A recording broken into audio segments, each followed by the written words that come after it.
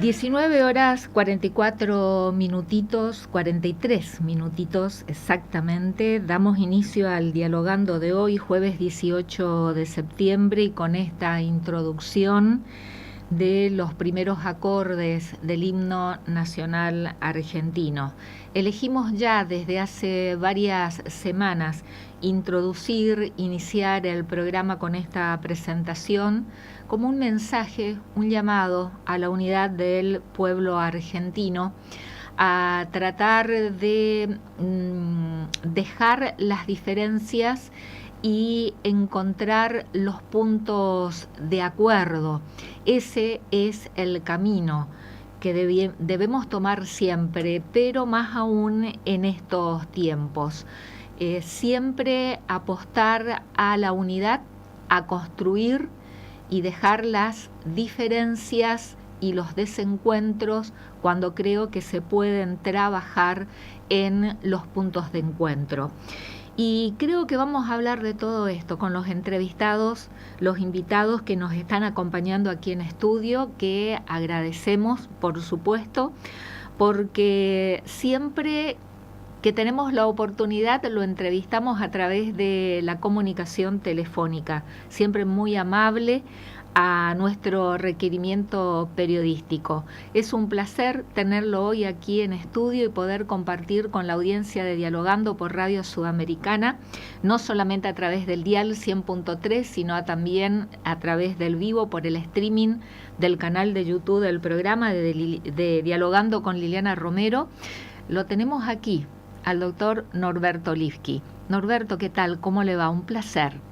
Un placer para mí. Muchas gracias por esta oportunidad de encontrarnos personalmente y dialogar en momentos muy especiales donde tal vez la introducción del himno coreado por grandes sectores de pueblo que no necesitan a veces de directores de orquesta, lo que necesitan es la libertad para expresar sentimientos, solidaridades, hermandad, objetivos comunes. Y estamos en un momento muy particular en ese sentido, porque no escapa a ningún sector que estamos a 24 horas de un acontecimiento de gran valor para precisamente lo que usted estaba mencionando hace un momento, caminos de unidad. Y las plazas de la Argentina, no solo del Congreso Nacional.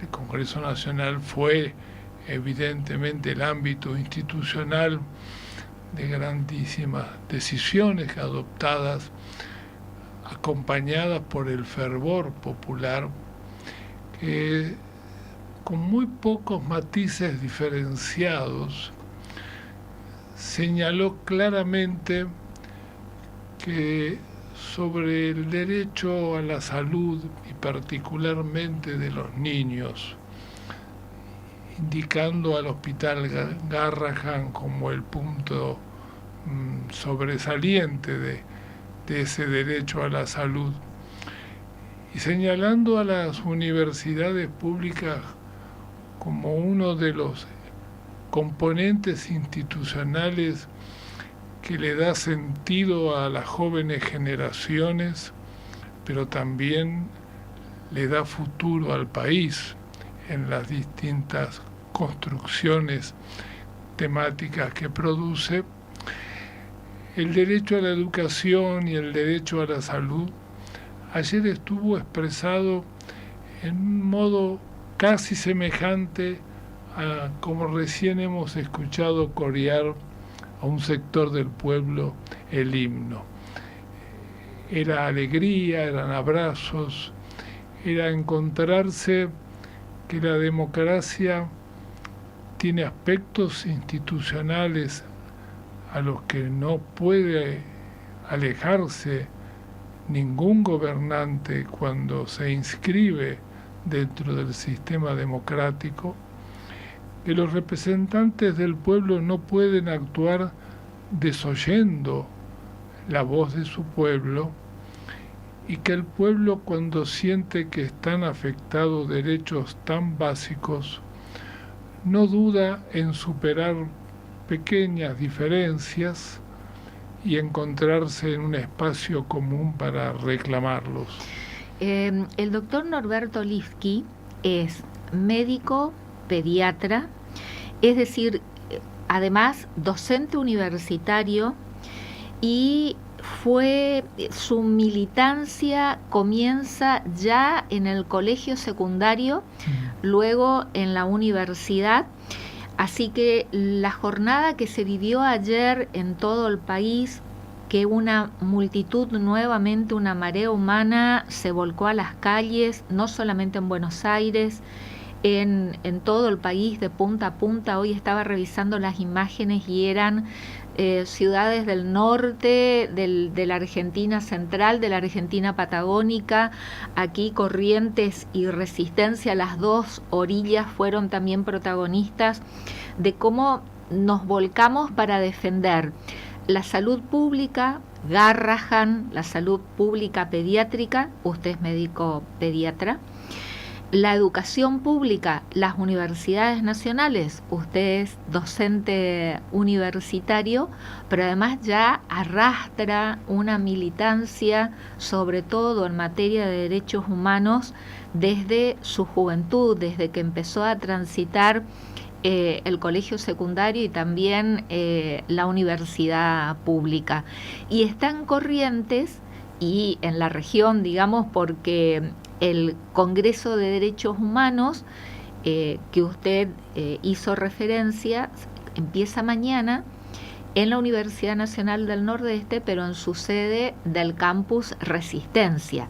Y también nos está acompañando, lo presentamos, a Conrado Rudy Pérez, que también integra, el doctor Norberto Lifki dirige la Cátedra Libre de Derechos Humanos y Participación Ciudadana de la Universidad Nacional del Nordeste, y Conrado Rudy Pérez es docente de esta cátedra. Rudy, ¿qué tal? ¿Cómo te va? Buenas noches. Hola, ¿qué tal? Buenas noches, Liliana, y a tu hermosa audiencia.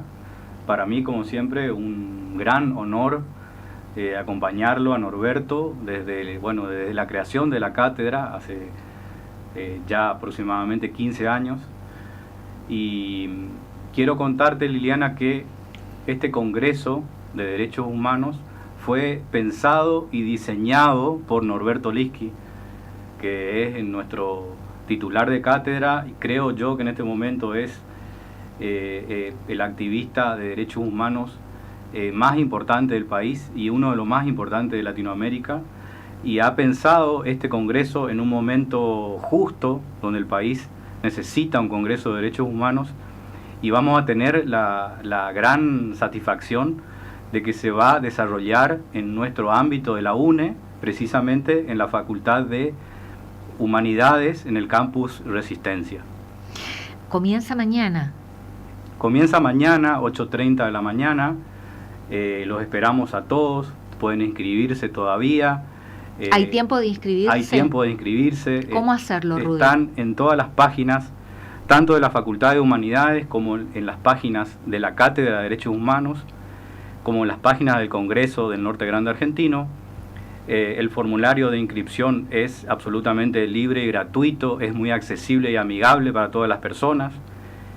Estamos agitando, digamos, para que la gente nos acompañe en forma presencial mañana, pero también lo pueden hacer, por supuesto, en forma virtual de cualquier parte del país.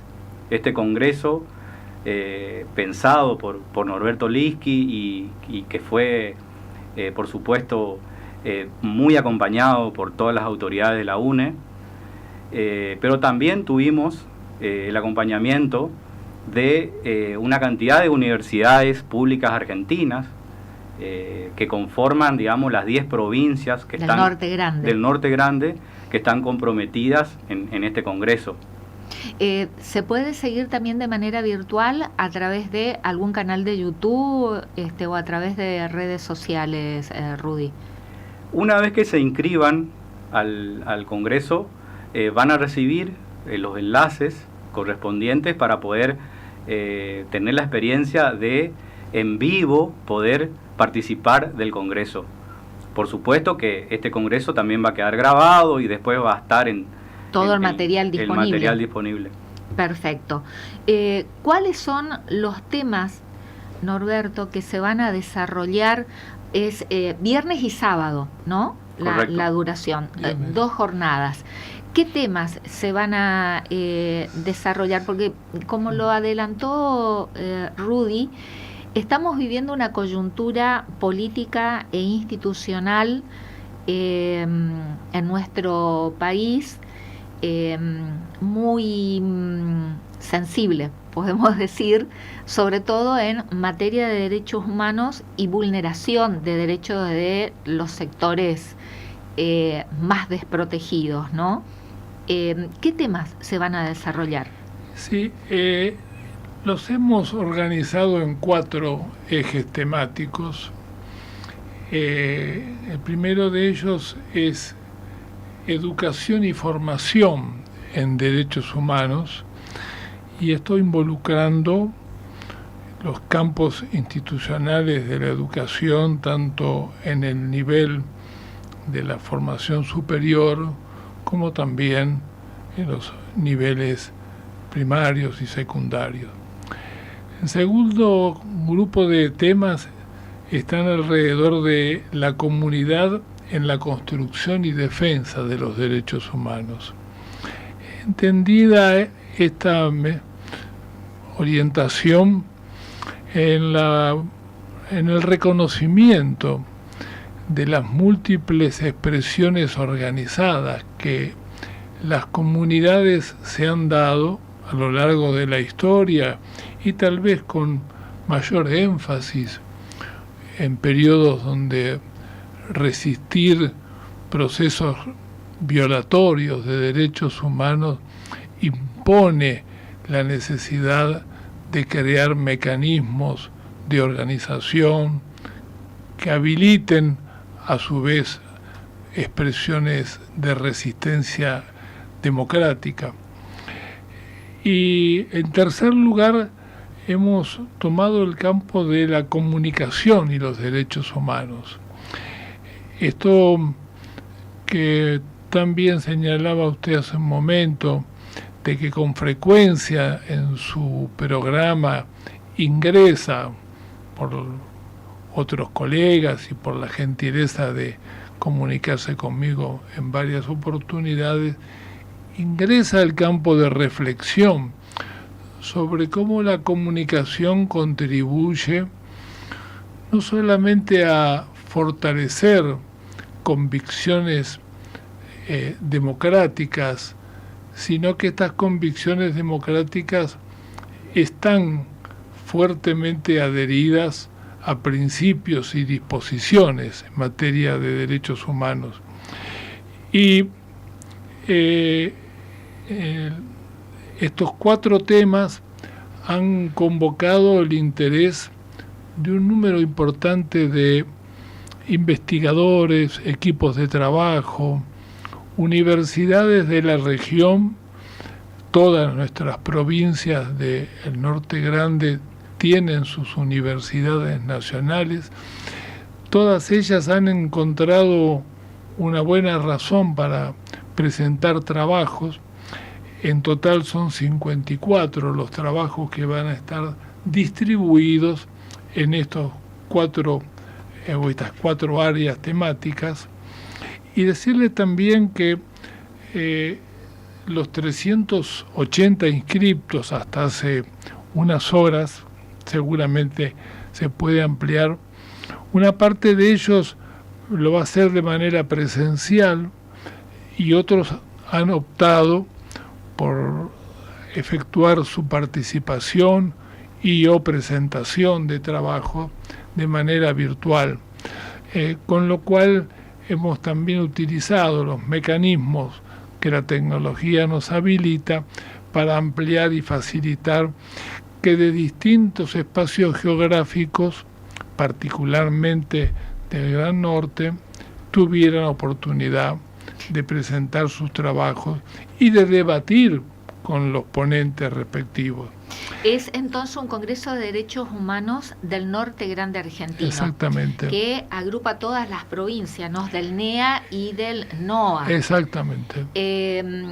380 inscriptos hasta el momento, sí. 54 trabajos que van a ser debatidos y 4 ejes temáticos, todos en relación a derechos humanos. Sí. ¿Por qué tuvo la iniciativa de organizar un congreso de estas características y en esta región, Norberto? Como bien decía Rudy, la cátedra lleva ya 15 años de trabajo y cada uno de nosotros, desde nuestros respectivos roles, funciones, hemos ido incorporando a la visión universal de derechos humanos, a la visión nacional y regional latinoamericana de derechos humanos, también la significación regional de los derechos humanos, con perspectiva de historia, con perspectiva de diversidad cultural, con perspectiva de las regiones que geográficamente determinan también modos de producción, de organización, y también advirtiendo que las universidades que son parte de esta región del país han ido habilitando espacios de derechos humanos. UNE tal vez fue pionera en este sentido. La Universidad Nacional, la Universidad Nacional del Noreste ha sido pionera en la región, pero también ha encontrado buenos socios en otras universidades, como la Universidad Nacional de Misiones, o hacia el NOA, en la Universidad Nacional de Santiago del Estero, de Tucumán, de Salta, de Jujuy. Todas estas han dado cuenta de preocupaciones globales de materia de derechos humanos, pero también de particularidades. Y entonces nos pareció que la Universidad Nacional del Noreste había construido una agenda que no solo incluía las singularidades propias de Corrientes, Chaco, que es sede de la Universidad Nacional del Noreste, sino que también había ido proyectando buena parte de su perspectiva de análisis en materia de derechos humanos a esta región del Norte Grande. Y entonces encontramos rápidamente, en primer lugar, el apoyo de las autoridades, tanto de la Facultad de Humanidades como de los propios ámbitos del rector de la universidad, pero enseguida surgieron también de universidades de la región la voluntad de acompañar, y se conformó un equipo de coordinación con integrantes de la Universidad Nacional del Noreste y de la Universidad Nacional de Santiago del Estero. Se fueron sumando otras universidades. Incluso hemos tenido oportunidad hace 20 días de establecer un conversatorio de precongreso, y en ese conversatorio me permito recordar que estuvieron presentes el doctor Oscar Alpa, que es rector de la Universidad Nacional de La Pampa y a su vez autoridad del Consejo Interuniversitario Nacional. Creo que lo preside en la renovación de autoridades. Claro, sí, y ayer lo vimos muy activo. Sí. Alicia Borem, rectora de la Universidad Nacional de Misiones, Héctor Paz, rector de la Universidad Nacional de Santiago del Estero, el vicerrector de la Universidad Nacional del Noreste, José Basterra, el rector de la Universidad Nacional de Tucumán, Sergio Pagani, el ex rector de la Universidad Nacional de General Sarmiento, Eduardo Rinesi, Marcelino Ledesma, decano de la Facultad de Ciencias Sociales de la UNCE, y Graciela Guarino, la profesora y decana de la Facultad de Humanidades de la UNE. Es decir, las autoridades consintieron no solamente administrativamente se involucraron, llevar adelante, sino que se involucraron. El temario que los convocó era un temario desafiante, que era la universidad y los desafíos actuales en materia de derechos humanos. Estamos compartiendo a través de la pantalla del streaming, y cuando vi el flyer del Congreso de Derechos Humanos del Norte Grande Argentino, me llamó la atención que dice: participar, resistir, abrazar, construir con memoria. ¿Qué significa todo eso? Debajo del título tenemos estos conceptos: participar, resistir, abrazar, construir con memoria.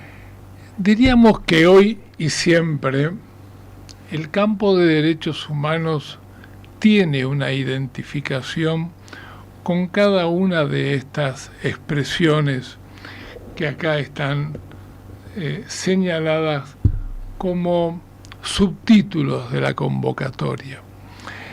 Y decirlo claramente: derechos humanos sin participación ciudadana corre el altísimo riesgo de constituirse en un campo enciclopédico. Y eso lo aleja de la realidad, lo sitúa en un mundo intelectual sin conexión con las preocupaciones, las angustias y los deseos de ejercicio de derecho. Por lo tanto, derechos humanos y participación están muy unidos y constituyen, yo diría, un componente imprescindible. Que es el nombre de la cátedra, Derechos Humanos y Participación Ciudadana. Exactamente. De la Cátedra Libre de la UNE. En segundo lugar, cuando se habla de resistencia, en los periodos en que la vida... Hay algunos que por ahí le puede llegar a asustar la palabra resistencia.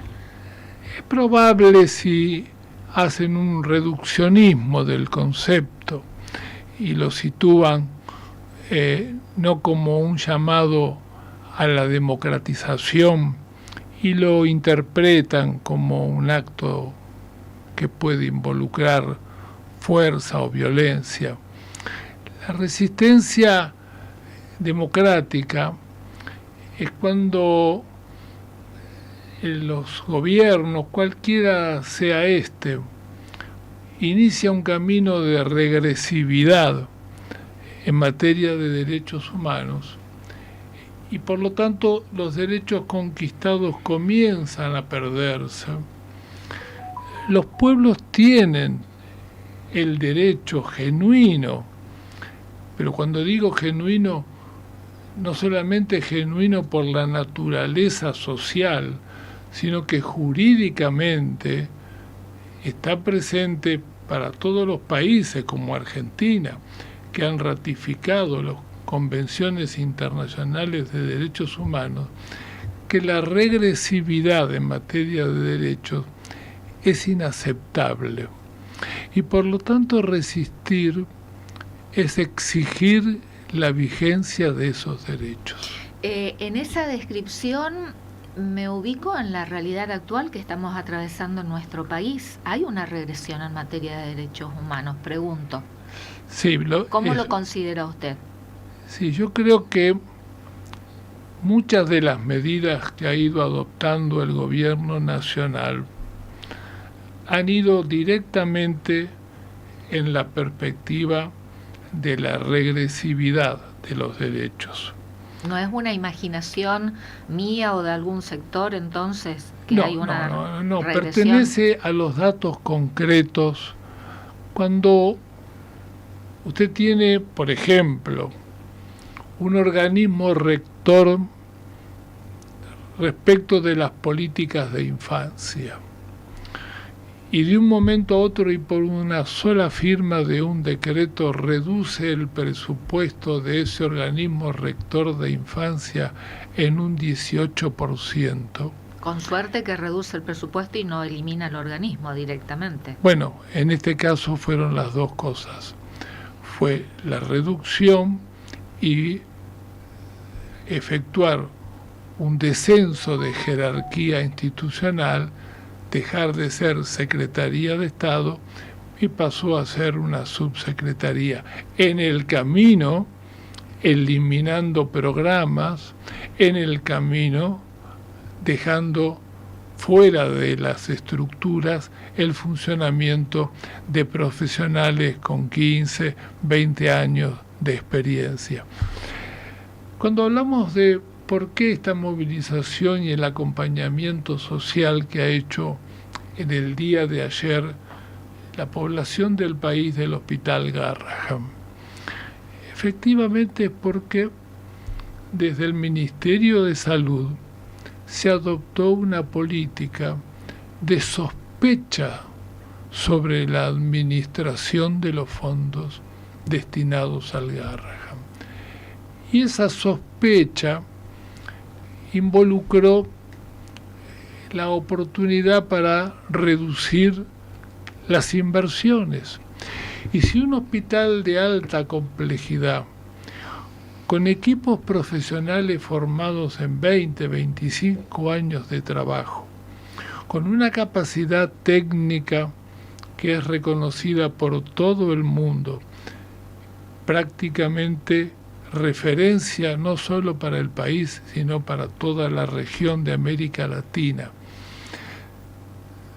no solo que se le reduce el presupuesto, sino que además con fondos que le corresponden a los trabajadores y a la inversión, se deposita dinero para una bicicleta financiera. Es una barbaridad. Estamos no solamente frente a una pésima administración que tiene sombras sobre cómo se está administrando, sino que eso representa menores derechos. Son menos los chicos que podrán atenderse, serán menos los recursos que podrán disponerse y por lo tanto el derecho a la salud, derecho que está jurídicamente consagrado, más allá de que como tal está en la identidad de nuestro pueblo, que el Estado debe garantizar el acceso a la salud y brindar los servicios que sean necesarios. Cuando se trata de la infancia, con mucha mayor razón. Ahora, esto último que usted está señalando, Norberto, es, creo que hasta criminal, que existan 40.000 millones de pesos que pertenecen a la institución, al Hospital Garrahan, y que se esté trabajando, se esté especulando con este recurso presupuestario en la timba financiera, en vez de destinar el recurso a la propia institución, al Garrahan, en todo lo que sea necesario. Y esto surgió y se conoció en las últimas horas porque se venía pidiendo como acceso a la información pública, que es un derecho también, porque el Garrahan es un hospital de la salud pública, y no se estaba brindando esta información a las nuevas autoridades del directorio del Garrahan, que fueron designadas, hay que aclararlo, por el actual gobierno nacional, por el presidente Javier Milei, fueron designados estos interventores. Y había un hasta ocultamiento de la información, que a base de reiterar los pedidos, nos hemos enterado que existe ese recurso presupuestario de 40.000 millones que lo están trabajando en la bicicleta financiera, como lo dijo usted. Es hasta criminal esto, y no sé, y acá le pregunto al abogado, ayer le hacía la misma pregunta a Talibà Laprovita, que es economista y abogado, si esto no amerita que de oficio, ya conociéndose la información públicamente, si no amerita, Rudy, que actúe hasta un fiscal de oficio. Sí, si no constituye alguna figura dentro del Código Penal argentino. Coincido plenamente con tu reflexión, Liliana. Creo que un fiscal de oficio tendría que tomar esta información y promover la acción penal contra los responsables. Porque esto ayer se expuso en la sesión de la Cámara de Diputados de la Nación.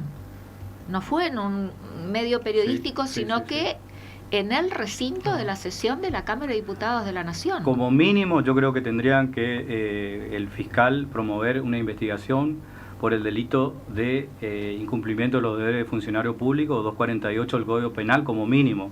Porque, ¿Y de oficio se puede hacer, Sí, Rudy? por supuesto, tendría que hacerlo.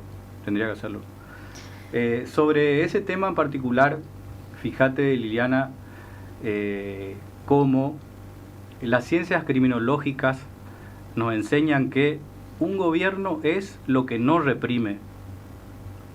Fíjate que los sectores más vulnerables que están siendo desatendidos sus derechos, como son puntualmente la salud pública, el Garraham, la educación pública, nuestros jubilados, discapacitados, nuestras niñas, niños y adolescentes, son precisamente las personas que son fácilmente reprimibles. Son a las personas que el gobierno puede reprimir, porque casualmente el gobierno no se está metiendo con las clases poderosas, porque esa es la parte de la sociedad que no pueden reprimir. Fíjate lo fácilmente, digamos, visible y entendible por cualquier persona. Se están metiendo a hacer ajustes a las clases más comprometidas económicamente, y son las clases que las pueden reprimir. Por eso te decía, los gobiernos son lo que no reprimen. La pregunta sería, ¿por qué no tienen, ¿no es cierto?, la valentía suficiente de hacer los recortes sobre las clases poderosas? Doctor Liski, continuando porque ustedes tienen otros compromisos mediáticos y no los quiero demorar, y estoy tratando de aprovecharlo al máximo a Norberto, que tenemos la oportunidad de tenerlo aquí en estudio.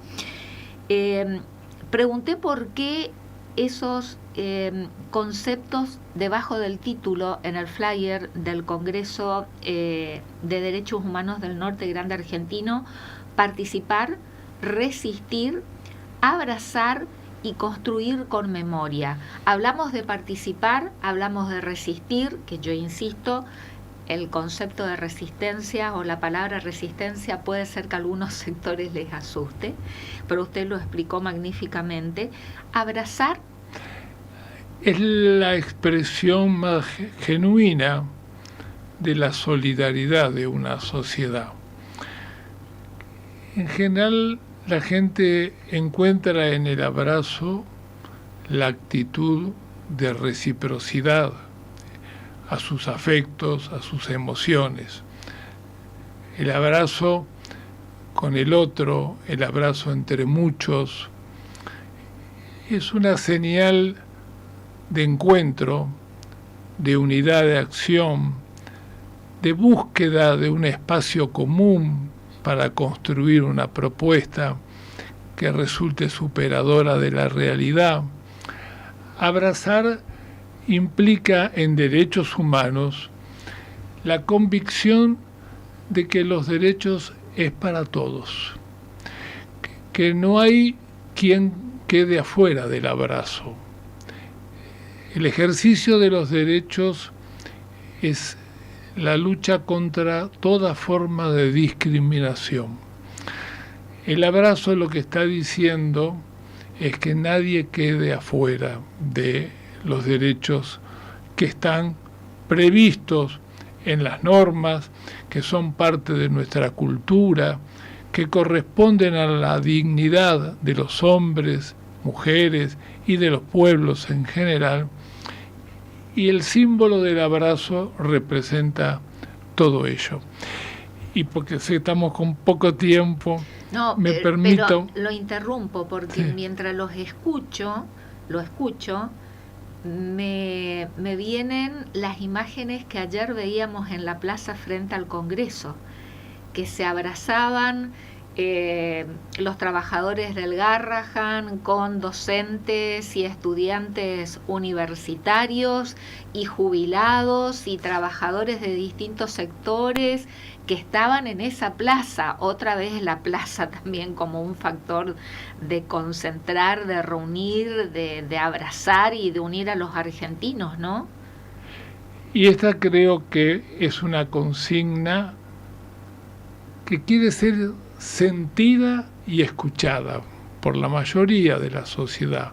Habrá sectores que tienen temores por los abrazos, que sospechan del concepto abrazar, que sospechan del concepto resistir cuando se violentan los derechos. En la sociedad esa diversidad hay que aceptarla, pero también hay que conversarla, también hay que debatirla, también es preciso escuchar los argumentos que tienen, por qué sospechan del concepto resistir, por qué sospechan del concepto abrazar. Pero hay que debatir, y esa es la vida democrática, y los derechos humanos están indisolublemente unidos a la vida democrática. Cuando se empieza a gobernar... Y a la memoria. Ahora vamos a la memoria, por eso no es que la esté excluyendo. Pero cuando se empieza a gobernar ignorando precisamente la fuente principal de la democracia, que es el debate social e institucional, el debate parlamentario. Cuando se ha querido gobernar durante los últimos tiempos con el predominio del decreto por sobre la ley, o modificando leyes en base a decretos, hay una actitud riesgosa respecto a la consolidación de la vida democrática. Por eso la gente también se abrazaba ayer, por la reivindicación de una ley que volteaba un decreto, y porque con la anulación del veto volvía la esperanza de que los niños en el Garrahan tuvieran los recursos necesarios y las universidades pudiéramos seguir funcionando. No eran abrazos solamente porque había un gol en una final de fútbol. También bienvenido el abrazo para una final de fútbol, pero también el pueblo demostró que se abraza cuando logra conquistar derechos o reconquistar derechos ya adquiridos y que estaban siendo degradados o llevados a un plano de regresividad. Y por último decirle que la construcción de derechos humanos no puede prescindir de la memoria, como tampoco puede prescindir de la construcción del futuro. También tiene que atreverse a pensar un futuro superador, integrador, sin discriminaciones de ningún tipo. Pero muchas veces ese futuro se construye con retazos de la memoria.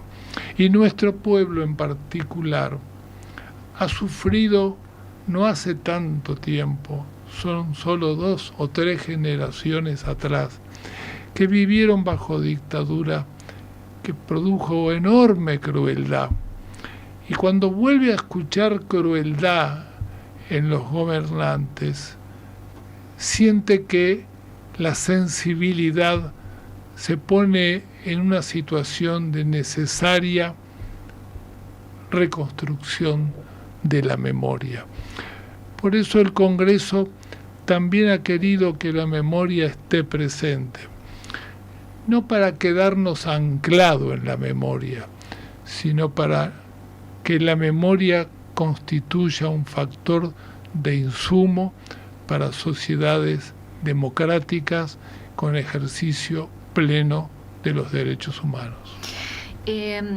Doctor Norberto Liski, usted fue víctima del último proceso este capítulo negro y reciente de nuestra historia, ¿no? Fue detenido clandestinamente, ilegalmente, estuvo privado de libertad en un centro clandestino de detención, siendo un médico recién recibido y por trabajar en barrios populares, ¿no? Sí. Usted padeció lo que es justamente la utilización de la fuerza represiva del Estado y la violación a los derechos humanos por parte del Estado. Recientemente, y como eslogan de campaña, el oficialismo gobernante a nivel nacional, La Libertad Avanza, utilizó el nunca más en las elecciones de provincia de Buenos Aires como eslogan de campaña y con la misma el tipo de letra del nunca más kirchnerismo. ¿Qué sintió usted cuando vio esa primera imagen con ese cartel que decía, y sostenido por el presidente, nunca más kirchnerismo, como el nunca más del juicio a la Junta militar y a ese enorme trabajo publicado y dirigido por Ernesto Sábato? ¿Qué sintió usted cuando vio eso y cómo vivió la jornada de ayer? Afuera, por un lado, lo que reflejaba la plaza frente al Congreso y lo que se vivió adentro del Congreso, porque hoy estamos escuchando también mensajes del gobierno nacional hablando de golpismo y de un golpe de Estado.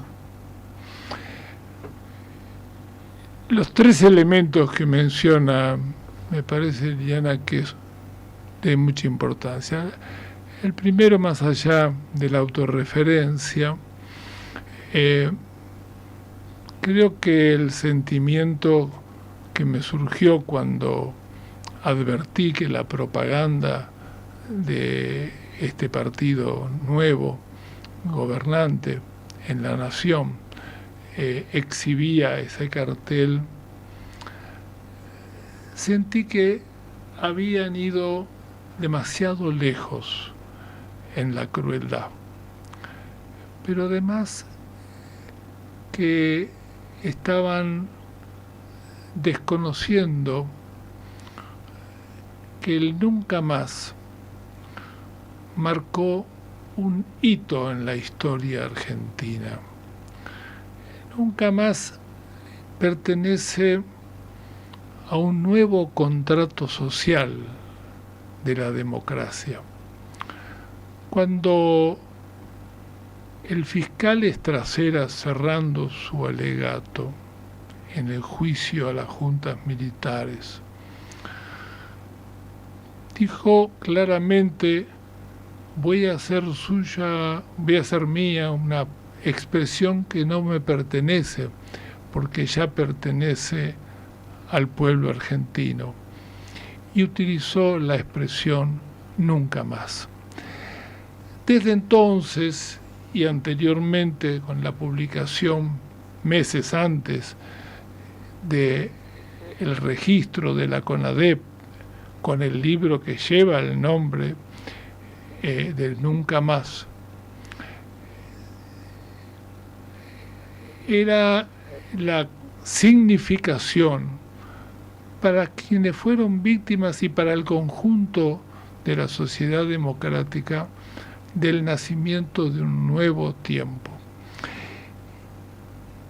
Pisotear ese contrato social emergente de la resistencia a la dictadura y de un proceso de juzgamiento como no tiene antecedentes en el mundo, y por el cual Argentina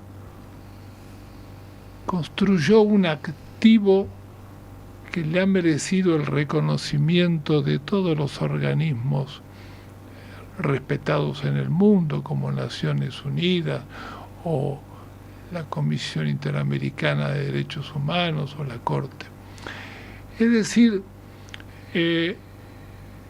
partido que haya pretendido la utilización de propaganda política utilizando ese registro de la memoria histórica, es porque ha descendido hasta las profundidades más oscuras de la falta de respeto a la dignidad humana, al dolor de los pueblos y también a la esperanza de los pueblos.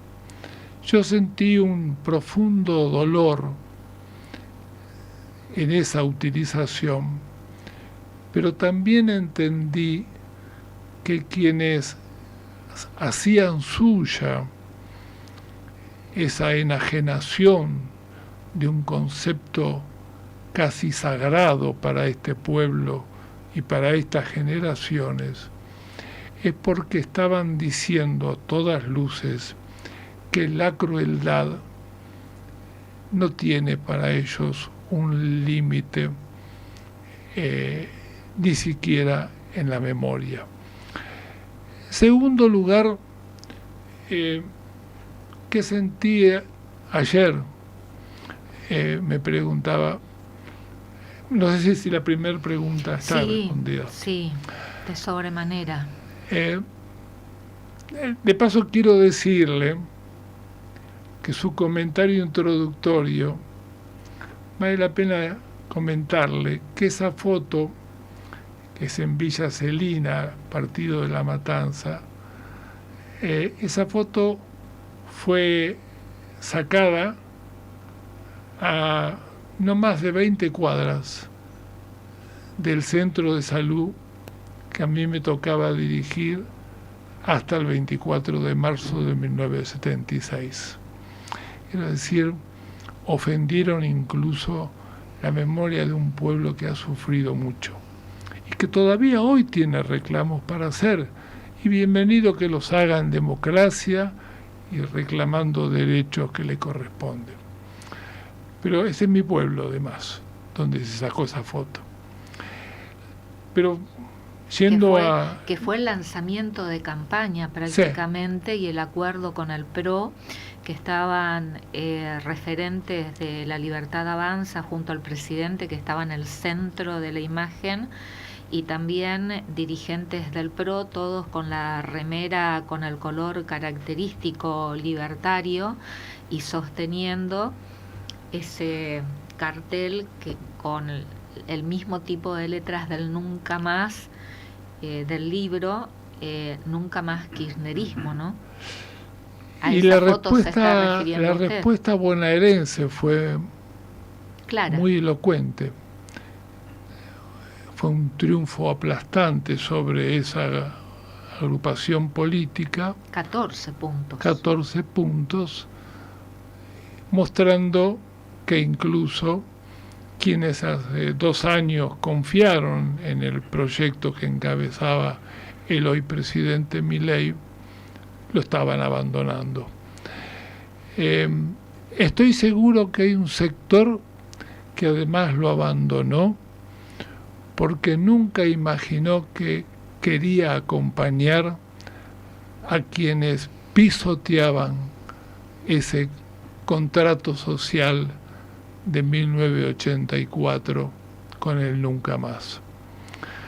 El Nunca Más no pertenece a ningún partido político, ninguna agrupación es dueña, es patrimonio de la identidad de los argentinos por muchas generaciones. Y ahora sí, si me permite... ¿Y de la jornada de ayer, Norberto, cómo la vivió? ¿Participó en la marcha? Sí, estuve con la satisfacción de que era una persona mayor. ¿Por qué digo esto? Porque vi generaciones muy jóvenes siendo dominante en la presencia masiva que hubo, no solamente en la plaza, sino en las avenidas adyacentes. Las imágenes aéreas lo mostraron perfectamente, ¿no? Lo que fue Buenos Aires, una marea humana. Y esa marea humana, no estoy en condiciones de darle una proporcionalidad, pero me atrevo a decir que un 50-60% era una generación que le tiene que preguntar a sus padres o abuelos, ¿por qué existe el nunca más? Quiero decir, generaciones nuevas que se incorporaban al reclamo de derecho a la salud y el derecho a la educación sin haber sido protagonistas de hace 40 años de aquella situación que marcaba un nuevo tiempo en la Argentina. Así que fue una enorme felicidad acompañar ese momento y sentir que las generaciones jóvenes están queriendo ser escuchadas, que tienen conciencia muy abierta a los tiempos complejos que tenemos que asumir y que solo necesitan que se las escuche, como ayer sintieron que fueron escuchados por los parlamentarios que voltearon los 2 vetos que se habían presentado.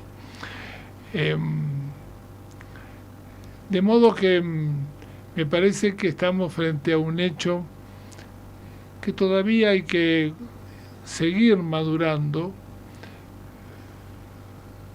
pero quiero ser muy claro en el tercer punto. Lo que hoy escuchamos, golpismo. Resistir, manifestarse, reclamar legalidad en los actos de gobierno, respetar la voluntad de nuestro pueblo, no reprimir sus expresiones públicas de demandas sociales o salariales o institucionales, darle al Parlamento el lugar que le corresponde para legislar y controlar al Ejecutivo, que los jueces tengan la dignidad de actuar según las normas legales y no las presiones que puedan provenir de distintos sectores del poder político. Creo que esto es lo que de alguna manera está marcando que el periodo que estamos iniciando es exactamente lo contrario al golpismo. Quienes en todo caso están creando condiciones contrarias a la institucionalidad democrática son aquellos que pretenden gobernar de espaldas al sistema democrático y no quieren oír la voz de su pueblo.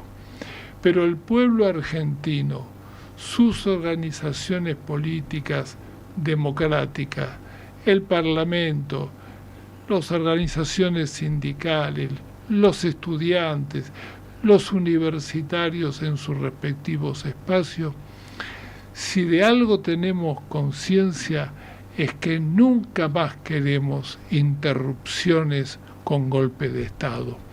Queremos que cada gobierno cumpla con su mandato, pero lo haga también atendiendo a las reglas del juego que exige la vida democrática, que no se aparte de ella y si hay que corregir, se corrige dentro del sistema democrático y con la aplicación correcta de las normas legales.